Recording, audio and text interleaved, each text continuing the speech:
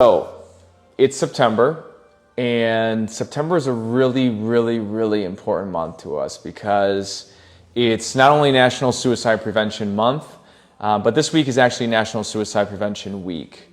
And it marks the 8th anniversary of us starting our Adirondack hikes with 46 climbs in the American Foundation for Suicide Prevention. And it's been absolutely incredible seeing the outpouring of support and love to us when we're doing these hikes, and the donations that come in, and more importantly, the people that actually show up to the hike. They drive 5.5, 6 hours, sometimes even more.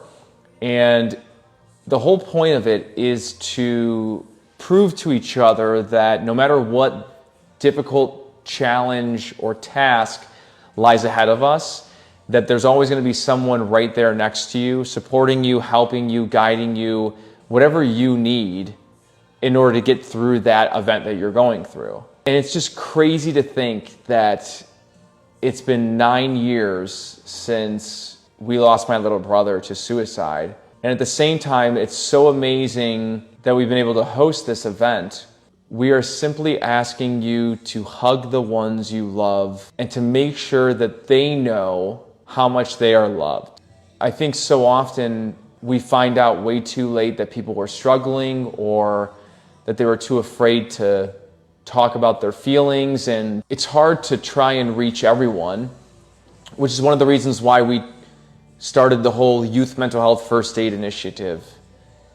It's because we knew that we needed help and that we weren't able to reach our goals of changing every single person's mind who has thought about suicide. And so we needed the help of our friends and our families and our loved ones and our school counselors and our staff members and whoever else was dealing with children to get on board and to be trained to understand the tools and the skills in order to apply this first aid when sometimes you least expect it.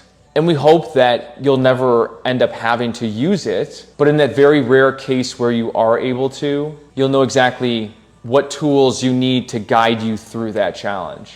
We do a lot of things at the office that we don't always post about, getting involved with different school districts, implementing different initiatives as far as connecting with young ones and those that take care of the young ones. But since it's September, we figure that we give you a little bit of an update on that to show that every single month for us is National Suicide Prevention Month. Even if you don't know someone who is struggling, or you've had absolutely no experience with any sort of mental health challenge, there are certain things that you can do and ways that you can act in order to show your support to those that are struggling and to show your support to those that have lost someone. Avoiding sayings like, I'm gonna kill myself, or I'm gonna commit suicide, even though that's used very casually in a joking setting.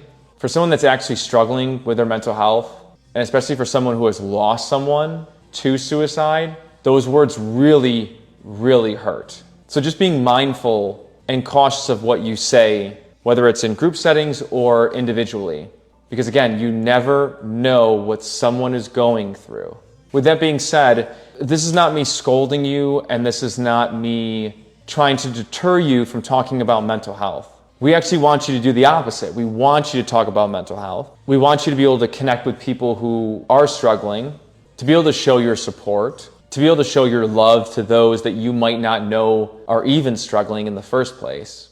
And the more we can be open and honest with these conversations, the more we're going to be able to get to a place where people feel safe, people feel comfortable, and then most importantly, they're not judged by things that are oftentimes outside of their own control. So this September, remember 2 things. The first thing is hug the people you love the most.